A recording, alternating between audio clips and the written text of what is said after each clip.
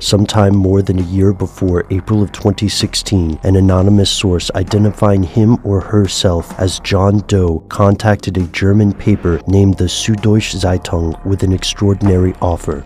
This source claimed to have access to around 2.6 terabytes of secret data from a Panama-based law firm named Mossack Fonseca, which sold offshore companies around the globe.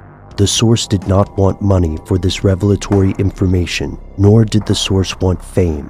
Instead, they would only say they believed the firm was doing real harm to the world and wanted this harm to cease. The German paper accepted the leak. They partnered with the International Consortium of Investigative Journalists and spent around a year analyzing the documents before going public with the largest leak in human history.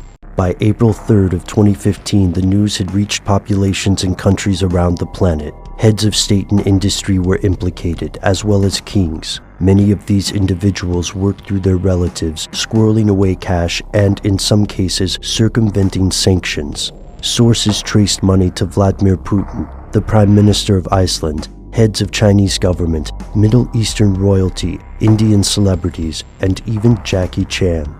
These powerful people worked with Mossack Fonseca to create shell companies in other countries, informally known as tax havens, an act which, in itself, is not inherently illegal.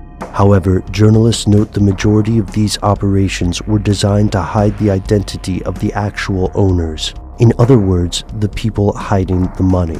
Some of these clients are out-and-out criminals, like bank robbers and mafioso. Other shell companies appear to hold bribery money from corrupt officials.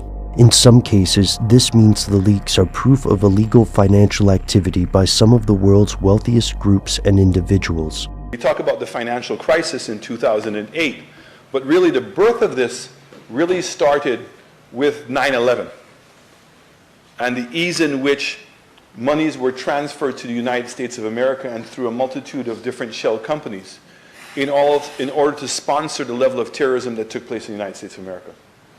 This was then further exacerbated by the continual revelation of offshore accounts by extremely wealthy people and people who have reputations. So you had the Panama Papers and you also had the Paradise Papers. And so European countries are concerned with two things, that they are a high tax jurisdiction area and their own citizens were looking for reprieve through these shell companies.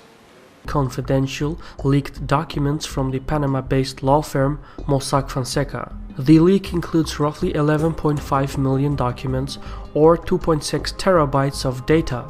By comparison, the 2010 WikiLeaks Cablegate was roughly 1.7 gigabyte, and the previous 2013 offshore leaks were 260 gigabytes. In short, the data leak, now known as the Panama Papers, is the largest in size.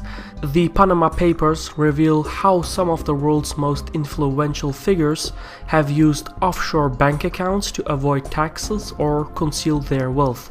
This was then further exacerbated by the continual revelation of offshore accounts by extremely wealthy people and people who have reputations.